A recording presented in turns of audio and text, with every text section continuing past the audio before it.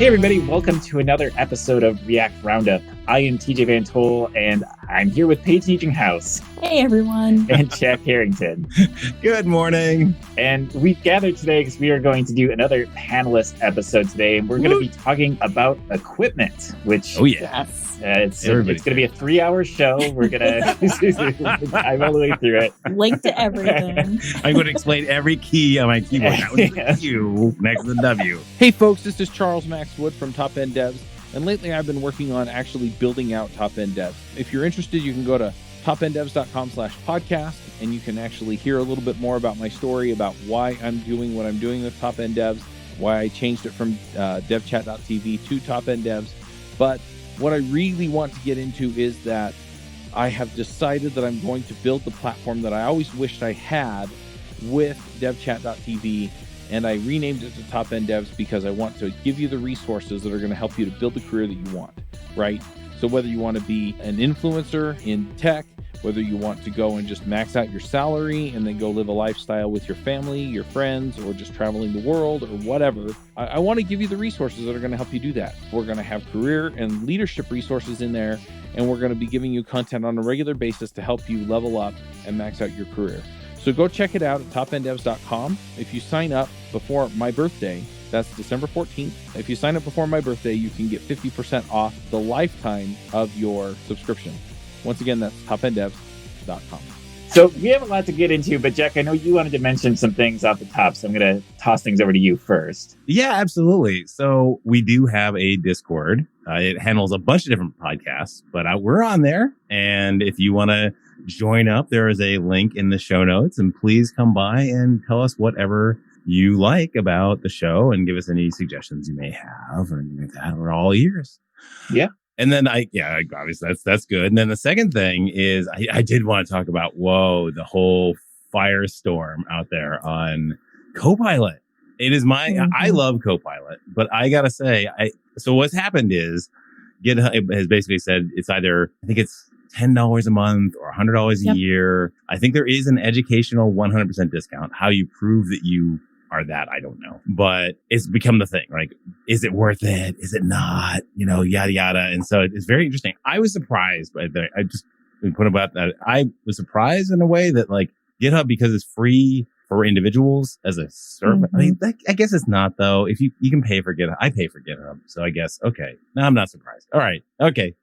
But anyway, so what's your take on it, guys? What do you think? Well, I'm a little bit surprised that it decided to go pay so soon after it debuted, because it's been, I think, almost a year, but not even. So, the fact that they are confident enough in the code that Copilot is writing to say you guys need to pay for this is, I guess, impressive.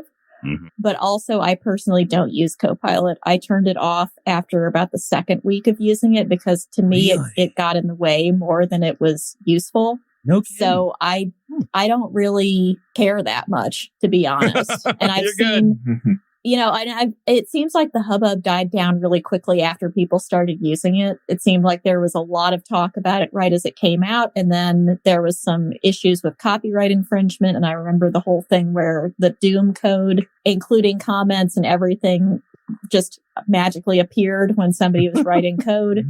And I just decided I didn't really want that. I'd rather figure it out on my own because I think I learn a lot more that way than I do letting somebody else kind of try and interpret what I want to write code for. Yeah, we've talked about Copilot, I think, a few times on the show here. If you are new, Copilot is Microsoft/GitHub. They're now, I guess, the same thing, but they're like AI helper tool that integrates into Visual Studio Code. So you'll be typing up a date parsing function, and Copilot will basically use its repository of open source GitHub projects where these functions already exist and try to make intelligent suggestions. And my reactions are kind of the same as Paige. I turned it off also. So I used it for a while, but to me, it was more like, I was more just fascinated by finding it actually useful. Like, because it was like about 30% useful, 70% annoying for me. Like occasionally it would really amaze me and solve some problems for me, but more often it would just keep suggesting stuff. It's like, no, Copilot, like that's not what I'm doing. Bad just, Copilot. Just stop. Yeah. And eventually, like, those things just fed me up enough that I turned it off. But I will say was surprised by them charging, just because I thought this was part of Microsoft's, like, same model they have, the same reason Visual Studio Code is free, the same reason GitHub is free for a lot of projects. I thought this was just like Microsoft giving out free things to make developers love them. I always considered this part of that same thing. So I was surprised they're charging, and I'm kind of curious how many people they're like, how well this is going to do as a paid service. It'll be fascinating to sort of keep tabs on. Yeah. Full props, always to TJ for like having the mind of the listener in mind and saying, wait, maybe the listener doesn't know what GitHub Copilot is, right? So I'm just charging ahead. Thank you for and that. TJ's like, let's rewind. Let everybody in case you haven't heard of it. Right, exactly. Yeah, I was thinking maybe it's an issue just literal scale. Like basically you're sending a web request to them on like every single keystroke almost. And that's just kind of crazy. Like in terms of volume. It could be that they just couldn't support, like, even at Microsoft scale, if the tool gets popular enough that millions and millions of people are using it and sending these requests constantly as they edit code, like even at Microsoft scale, that's Azure bill racks up pretty quickly. So Bill Gates could just be like, I don't work here anymore, but you guys owe me a bunch of money. So I guess I'm the lone holdout. I love Copilot. I use it every day, but I don't use it I don't do the thing that a lot of folks did, which is like type in a comment to like, hey, write me a tic-tac-toe program, and it would write you a program. It was more like just hinting as I would go along, like, hey, I want to go and set this state to true. It would just like write that line for me, and it just saved me some actual just typing. Yeah. I mean, I can definitely see the benefit there, but as some of my coworkers said when we were talking about it, GitHub doesn't want my code. They don't want my hacky taped together code. They shouldn't be suggesting that to other people as the solution. Oh, it's written some shockingly bad code for me. That's for sure. But hey, so I'm going to try a page like Segue here and get us into the hardware discussion. So the clickety of the keyboard is what GitHub Copilot is replacing for me. So what is let's start with keyboards, and everybody's interested in that. What are our keyboard preferences here? All right, I'll start. I have a Microsoft, I'm going to hold it up for you two. Our listeners can't hear it, but I've got a Microsoft ergonomic keyboard, like this bad boy. It's very much a classic. And for me, this started around, I'd say about a decade ago. I started having wrist problems. Just carpal tunnel. Like carpal tunnel, nothing that drastic, but enough that like by the end of the day, my wrists would start hurting, right? Like concerningly so. Sure. And so I started looking for ergonomic keyboards. And at the time, I think this market has advanced quite a bit, but at the time, the Microsoft ergonomic keyboard was like the ergonomic keyboard. There wasn't a lot of options there. So I got this, and it basically completely 100% eliminated my problems. Like, wow, it was that drastic, night and day. And so I've become very attached to my keyboard, and I've had the same one for 10 years now. The 6 key doesn't quite work quite right anymore. It still works, but you have to hit it a little bit harder. And I sort of trained myself to do it. But because like I still remember the problems with my wrists and how well this solved it for me, I've kept this thing around and don't really have any plans to replace it because it's still working fine for me. Nice. Okay, so I'll jump in with my keyboard. So my daughter, I guess for Christmas or something, gave me a Varmio. She's a big keyboard head because she likes playing, Valorant, a few things like that. So she's all into the gaming stuff. Anyways, it's a VA87M Varmio. I wish I could pull that. Can I hold? Oh, I can hold up the keyboard, but only when I actually like. Oh, so it's a mechanical. It's a mechanical, which of course is all hot with the kids. And I gotta say, I like it. I really do. The one thing that I've done, which sorry, kind of disconnected itself, and it doesn't matter though because I'm just talking right now. OCD, man. The one thing I had to change, or I've just changed across all my keyboards, and this is because I'm a Mac user. I changed the command key to be the caps lock, and it was life changing. I was having really weird pain on like the big chunky part of my thumb, where the thumb goes into the hand. There's that big old muscle there. And what it was the problem was that I was like flipping my thumb underneath to hit the option, hit the command key and then do like command C or command V or something like that. And just over the course of a day, it was getting really, really painful. Not really, but painful. Like, you don't want to live. That's a weird spot for it. Yeah. Yeah, it is a weird spot. And so I changed it over to the caps lock key. I finally got used to it and it went away. It's like TJ. It just, man, that's gone. Every other thing is fine. But yeah, I'm telling you, if you're a Mac user, consider moving that command. There are sometimes it gets a little weird. Like sometimes like it turns it back into caps lock for no reason at all. I don't know, whatever. But whatever. Very rare. Almost always works. It's great. It's interesting. Nice. I've swapped command and control just so that I can move between external keyboard and back to a Mac laptop without having like keys remapped because it's a Windows keyboard, right? So right. So control is bottom left, and that just messes with my head. So basically, I remapped keys so that my Windows external keyboard acts like a Mac one. That way, I can jump back and forth between laptop and external keyboard without any issues. That's cool. Nice. That's a good one. So the keyboard that I have is a Logitech MX keyboard. And I bought it about a year ago when I started my full-time remote work from home job. Before that, I was in an office before COVID, and at the office we had all Mac development stations and the fancy Mac keyboards and mice and all that good stuff. And then when I went to home, I just used for a long time my laptop keyboard, which is also Mac. So I'm really used to like the butterfly keys, the light touch. And I can't stand the sound of mechanical keyboards. I find it really distracting. I don't like the clickety clack. I know I'm going to get hate mail for that, but I really am not a fan.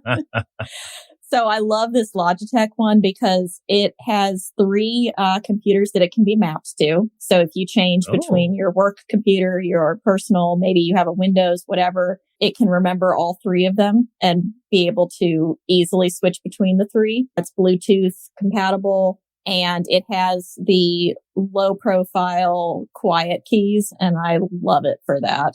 So it is the best $100 that I ever spent on a keyboard, and I would absolutely buy it again. After I had mine for about 6 months, my husband ended up buying the same one for his office. Nice.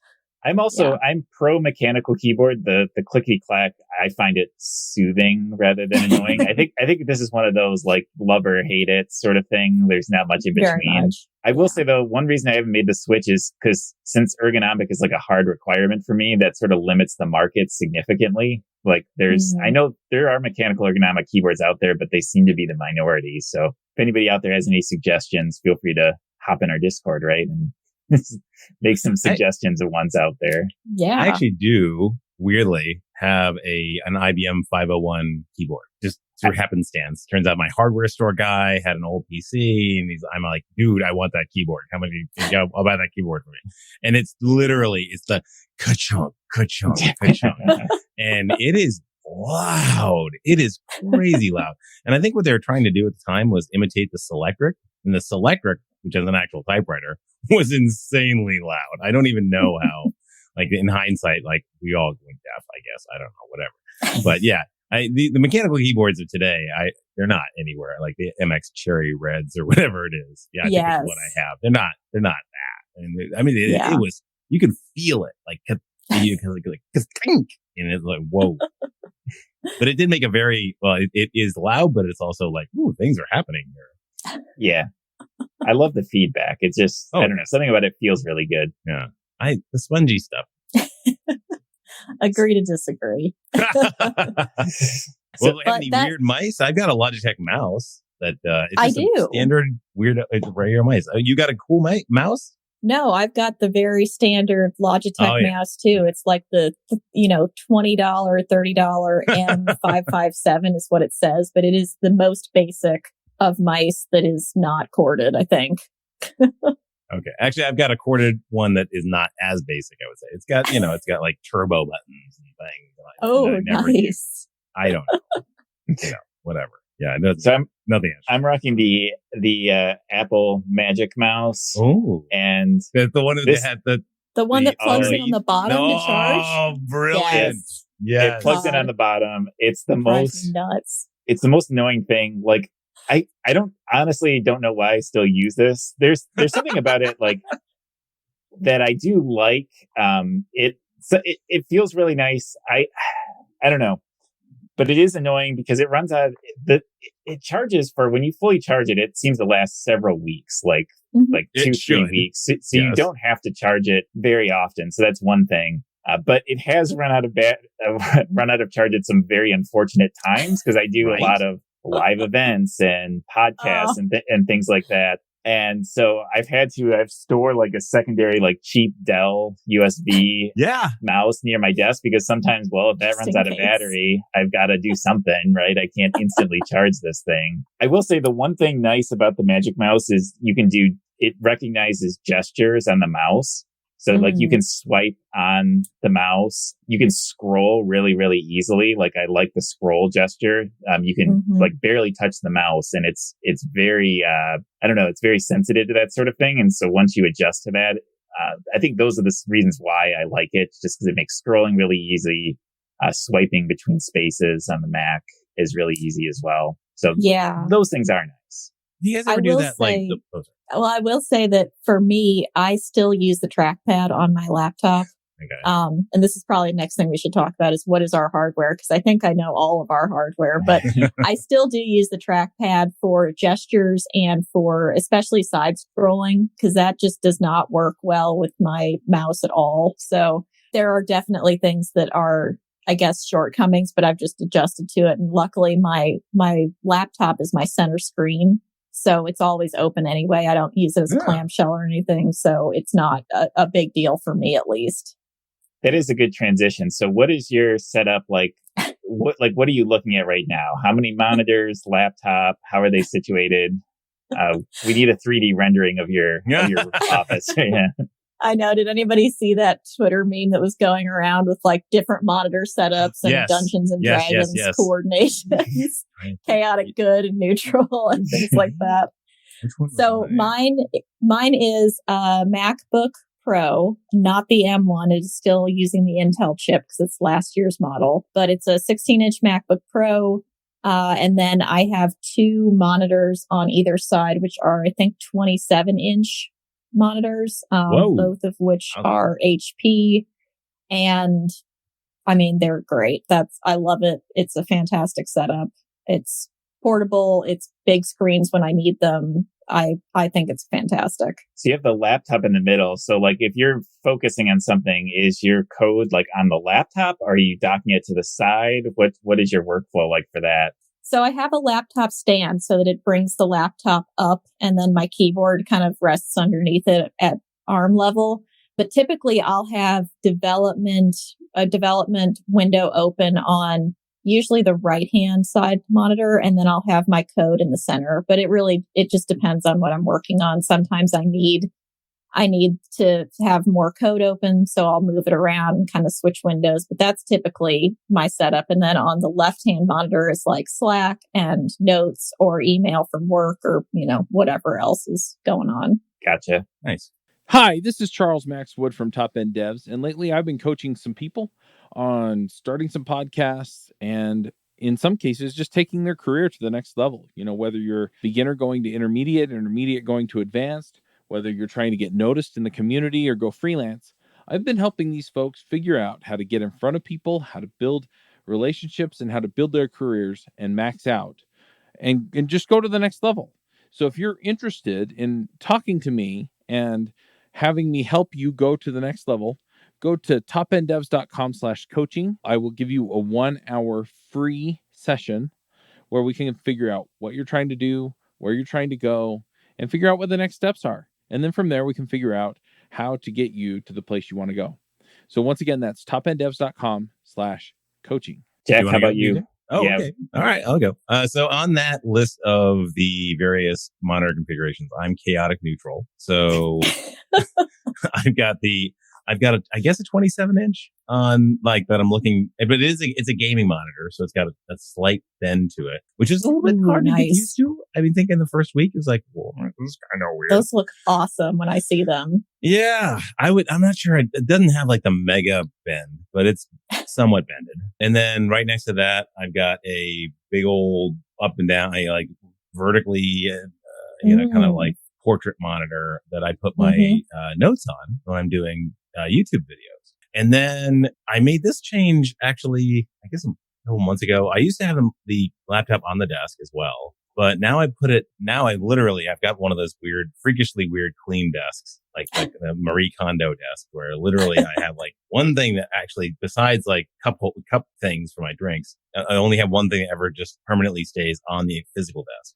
which is an A10 mini, which you can talk about, I guess. But under the laptop actually goes underneath, and it's got a cooler on it. And the idea is that the whole fan noise and everything is behind the monitors and behind the mic. So to really cut down on noise, because that's like the whole like audio quality thing and all that. You want to like make sure that there's absolutely nothing, like no fans, no anything going on in the room. And when you're doing video recording. So of course, weirdly, the laundry is literally like right behind the wall behind my back. And, so my wife will start a load and be like, ka-dunk, ka-dunk, ka-dunk, ka-dunk, ka-dunk. And I'm like, oh, there's the recording for the hour. But okay, I guess I'll get clean sheets. Clean clothes. Exactly. So now, for whatever reason, I'm doing laundry. So, I get to choose. So how is the laptop docked? Like, do you have like a something built on your desk that houses it? Or did you custom do something like physically? How are you stationing it under? I see. So there's a little like thermal cooler thing that a guy up in Seattle turned me on to because he was using it for his. So it's like basically it's just a fan in a box, and you put that on it, and then I just put the USBs manually into the side to connect to the monitor and connect the power and all that. And then I went to Tap Plastics and I built myself like a hanging stand. Okay. Yeah. Like half inch, what do they call it? Not extruded plastic, whatever. Anyway, it looks quite elegant actually. And so it kind of like hangs in the air, which is kind of weird and cool. And then the whole desk rises, and I spent a lot of time on my desk, and it was a lot of too much time. Cool. Yeah. Actually, my setup is fairly similar, except without the fancy hanging laptop bit. So my laptop is also docked, but it's just sitting right in the dead center of the desk, just because like I haven't come up with a fancier way of doing it. There's no reason. I mean, ideally it would be docked somewhere out of the way just to give me a little more space. And my biggest problem is actually like wiring. Once you start accumulating a bunch of junk, the problem is like every piece of equipment you get usually has two wires, right? Like either HDMI or USB, and then power. And then all of a sudden, if you have a camera, you have two monitors, you have some lights, a laptop, a microphone. I've got a second camera. Like there's just wires everywhere. And I've never been fully satisfied with how I've done this. I will say I do have a thing for my laptop dock station. So I'm down to where my laptop, I only have to remove it, I only have to unplug two things, which is kind of nice because I do tend to work in other areas of my house on and off because I like to just get up and move around. I also share an office with my wife, so sometimes she needs it for a meeting or whatever, and I have to leave. So I do like that I can just grab my laptop and go within 2 seconds, pop it in and out to go. Or if I want to go work at a coffee shop or whatever, it's really easy for me to grab my laptop and do that. Nice. I guess I do have a docking station on it too, like one of those Cal Digit ones that has the monitors, an external hard drive that, because my 1 terabyte just never seems to be enough. It always seems to, fill up and blah, blah, blah, blah. Really? Turns out it's a lot of Adobe cache files. I don't know. Anyway. Oh, and also weirdly, Time Machine has these weird stalled backups that can take your space, and it's a mess. But anyway, so I have that as well, and that's very handy. But so you kind of plug into that, and then that plugs into the keyboard, mouse, Ethernet. I've got wired Ethernet too. Yeah, I've got the same sort of thing, except mine I don't really like. I got a kind of cheap one off Amazon. I actually don't even know what brand it is. I think it's facing down. There's a zillion brands, man. That's the thing. You should use the Amazon return policy liberally on that one. It's just buy 5, and then one's gonna work. Just return the other 4. Yeah, I'd say like all I'd say with those little docking things is it's probably worth spent. Like, don't buy the cheapest one because you can get really cheap ones. Like this one I have. This is the second one I'm on, and even this one sometimes like I'll plug it in and one monitor just won't pop up. Right? It'll just like yeah. Like then I have to like unplug it, replug it in, restart, or like fidget with it for a while, and it just gets really, really annoying. Okay, the frame that she's stuck on here is hilarious. I love it. All right, should we talk about video conferencing stuff? I guess. Then yeah, you want to kick us off with that? I think we should also mention too before we get into any video stuff that so Jack does YouTube, I do like online webinars. I think like. I want to share some of our equipment, but I also have a feeling that if we start to go run through our setups, we'll scare some people away. Because our setups are, because of the nature of our jobs, are quite a bit more elaborate than I think your average software developer. But I still think we should do it because I think people will find it interesting. And I think, Jack, you should probably kick us off because you're the YouTube star amongst us. So you want to run through what you're using to record your videos? Sure. Yeah, why not? Okay, so I have my primary camera is a Sony A7 camera, which is very standard among YouTubers. Currently, I'm doing a 35 millimeter lens. So it's called normal lens. Gives you, I don't know, it looks nice. It feels like it's kind of like a webcam-y sort of thing. And then when I'm recording videos, I actually record to an external recorder, Atomos Ninja. But when I'm doing video conferences, I actually run through an A10 Mini, which is a really, really nice external box from Blackmagic that does just phenomenal green screen on the fly. And so I can put basically anything behind me again, but or not, or whatever I want. And it's just really nice. And then that goes USB-C, just like a webcam, into the computer. That feels really good. And then on the audio side, I've currently settled on this Beacon mic, BEACN mic, which is really nice, actually. It's kind of equivalent to like a Shure SM7B. So it looks like a podcaster's mic, like you'd see from like sports talk radio kind of thing, or Twitch streamers or whatever. But the cool thing about the Beacon is that it's USB, which I never thought I'd be into, but it's nice. Again, reducing cables is so critical. But it has all of the DSP stuff, all of the noise reduction, all of the bass boost, whatever you want to do on it is all built into the actual mic itself. And so you just literally plug it in, you're good to go, and it automatically it's constantly doing noise cancellation to figure out like other ambient sounds in the room. It's just really cool. So I'm really, really happy with that one. And also, funny thing, it has a noise floor in it.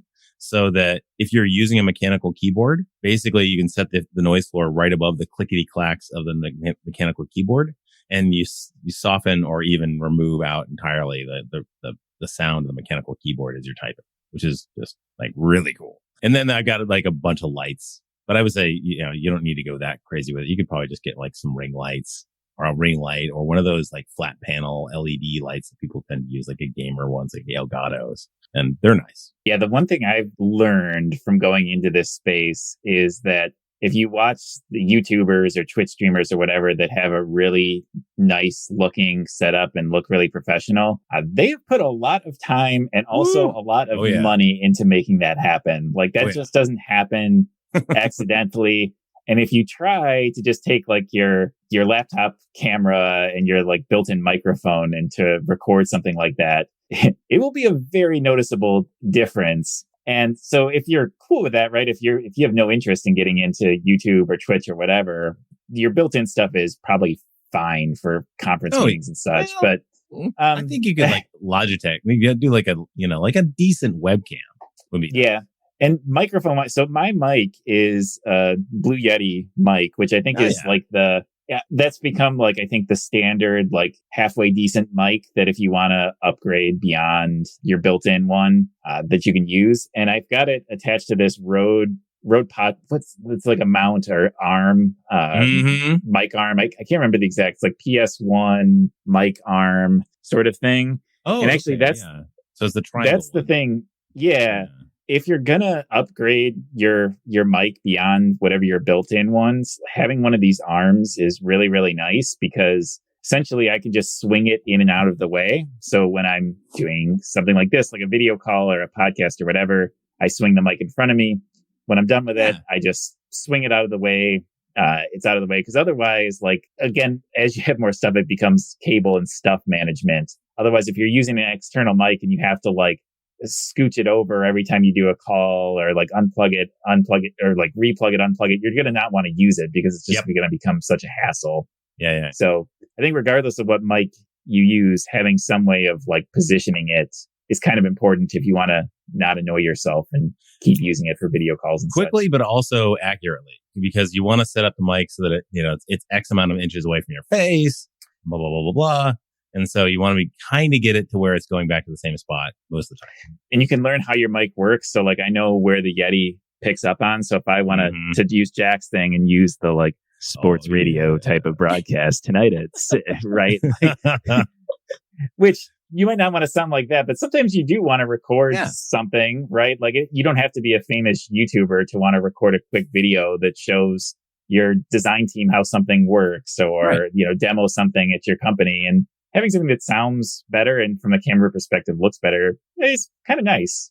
Yeah. Well, and not only that, it definitely makes it easier when you're talking to, your coworkers even, because I've been on calls recently and you can tell when somebody's just using like their system speakers, because it's a lot harder to hear them sometimes if they're sitting a little bit further away. So it really does make a difference, even though you as the speaker don't really notice it because you're obviously the one talking and not hearing yourself. But if you were to record yourself for a podcast or a video or whatever, you really can hear a phenomenal difference between somebody who's maybe using just their system speakers or headphones versus a camera or a mic that costs a little bit extra. So what do you use? And so I am using I think it is the Wavelink. It's the more expensive version. So Elgato sells a couple different ones. One that looks very much like the old timey microphones, kind of like more like the Yeti. But this is the souped up version, which has like 3 different settings.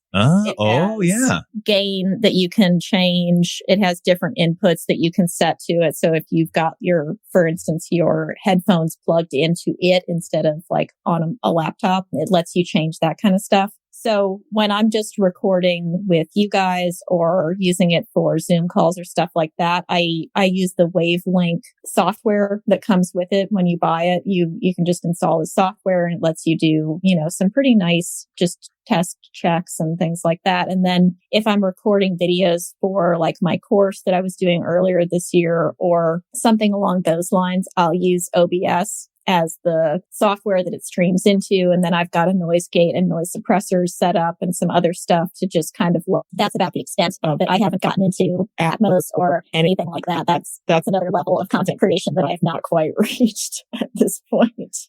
Paige, we got most of that, but you did cut out a little bit. Could you just say the name of the mic one more time? I'm not sure if that came through on the initial time you said it. Yeah, it is the Elgato. I think it is the Elgato 3. There's 2 different versions and I got the more expensive version. So I'll have to look it up because it's been a while since I purchased it. But in addition to the mic, up until a few months ago, I was using my phone and a software called Reincubate Camo, which actually is a software that you install on both your phone and your computer. And it lets you then hook your phone into your computer and use it as a webcam. And it is by far the cheapest and the best way to get a high quality camera that I've ever seen. It is a little bit fiddly. And of course, you have to use your phone and set it up and kind of get it correctly positioned. But if you want a better quality camera than what is built into your laptop or even some of like the Logitech webcams that are out there, and you don't want to invest in a DSLR Sony of some sort,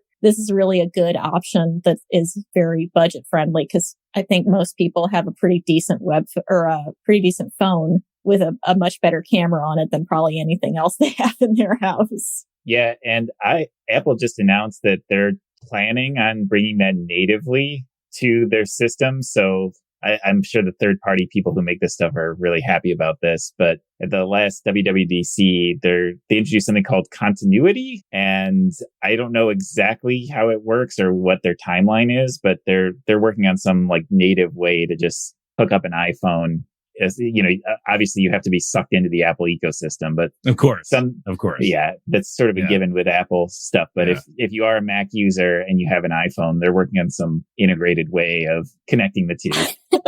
Yeah, I love Apple and I'm a fan of the ecosystem, and I gotta say I do miss it when I'm just a little thing. It's not a little thing, but it's like the way that you can get instant messages or SMS or whatever on your Mac, in messages is just like, wow, it's just really nice. And then when you go to Windows, you're like, it's not there. And it's just okay. Now I have to use my phone for messages. What the heck? Well, I mean, we haven't talked operating system yet, but I know true. we are all Mac people. So you're probably hearing a pretty, perhaps I don't know. I was going to say you're hearing you're hearing one side, but Mac is the predominant. I mean, this is a React podcast, and knowing what we know about React developers, I'd say the Mac user base is the majority, or I don't know, survey wise, I'd be curious but you certainly get the sense that group amongst React developers is quite large. For whatever reason. I would say all the React gigs that I've been on, 100% Mac. And it's funny because I mean, I used Windows for a long time. It's been a while, but I was on Windows for many, many years. My kids have Windows laptops that they use for gaming and such. And I mean, at this point, I feel like Windows is fine. I don't necessarily have any issues with it, but because fine. But to me, for Mac, it's just the little things, like you said, with messages. It's just, and for me, it's always been more about the hardware itself. So it's not the operating system as much as I find MacBooks are just incredibly consistent for me because I've had several different MacBooks, and it's the fact that they last forever. I've had like the ones that I bought 6-7 years ago, I'm still using as like a personal Mac, and it's still running fine, no issue. The battery life has been spectacular. I've had no issues. It's been beaten around a little bit. It's still going strong. Whereas I've had Windows laptops, like my kids' Windows laptops, they've had them for a little over a year, and they've already had issues. We've had things with Windows updates not installing. Oh, right. We had like a keyboard problem. So for me, it's more like the hardware aspect of it versus the actual software is why I continue to be a Mac person. And I think the OS, though, it's a big deal. Like I in the world of OSS and like with a lot of the code that I publish and things like that, I'll get, hey, this doesn't work, blah, blah, blah, blah, blah. And then I'll see a C:\/ blah, blah, blah. I'm like, oh, are you on Windows? And they're like, yeah. I'm like, oh, okay. I haven't tested it on Windows. And it's like the little things, like just the fact that you've got these goofy, like C:\, D:, blah, blah, blah, blah things.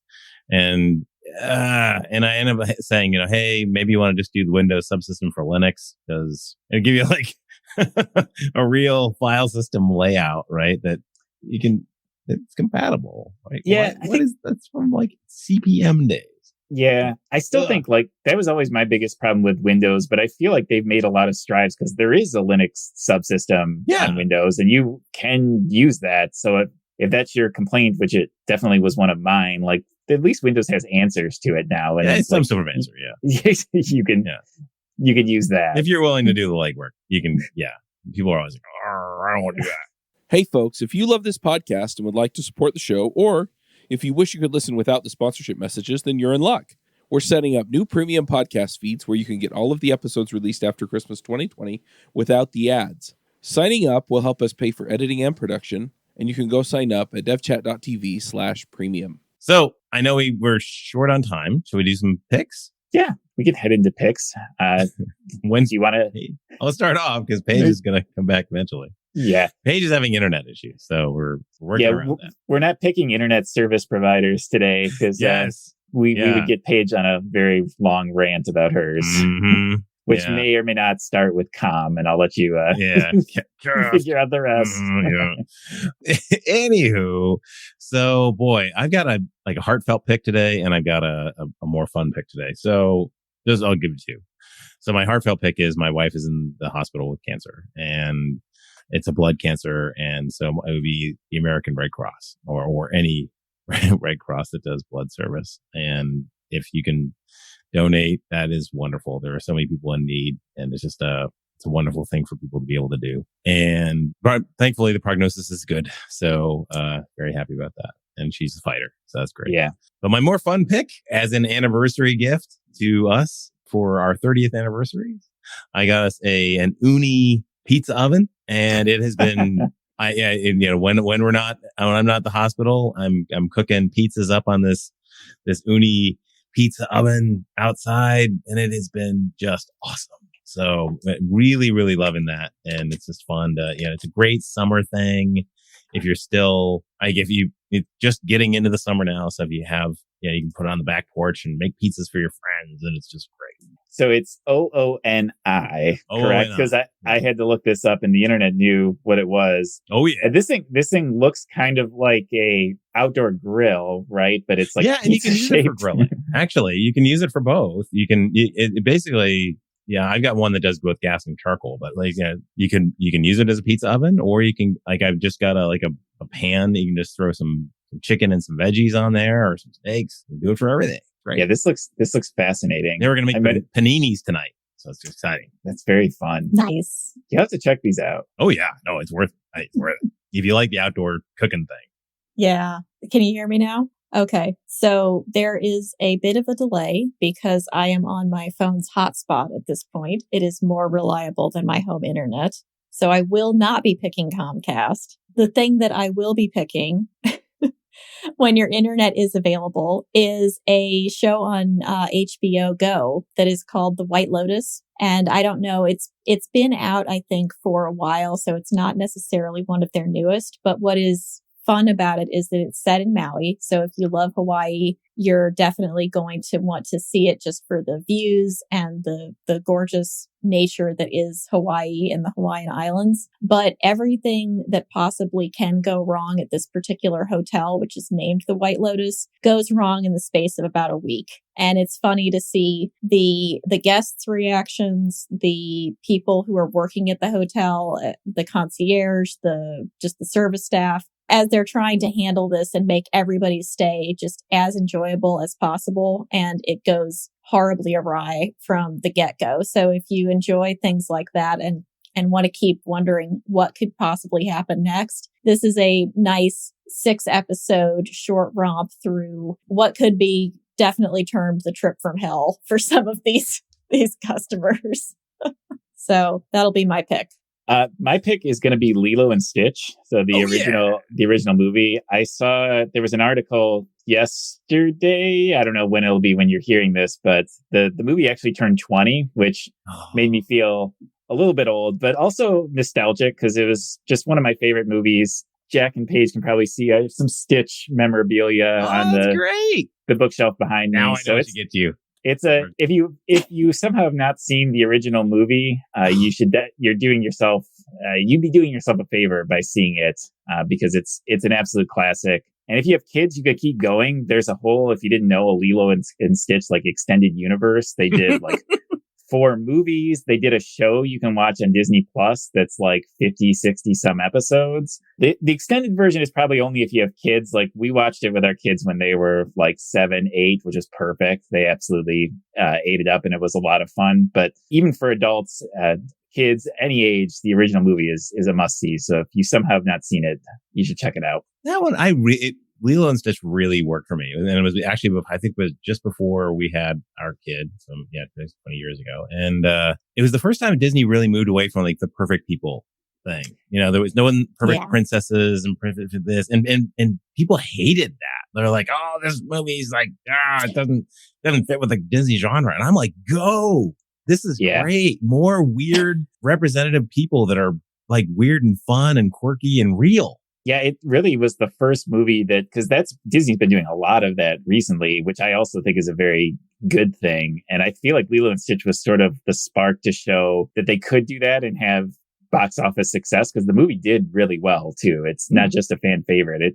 They made money off of it too. So yeah, it seems to have encouraged them to head in that direction, I think, to all of our benefits. No, definitely. Cool. Well, thanks again for joining us. I'll just remind you one more time that if you want to hop in and talk about any of these hardware stuff, if you want to talk about Paige's connectivity issues with Comcast, you can jump into our Discord channel. chat with us. We love chatting about all this stuff.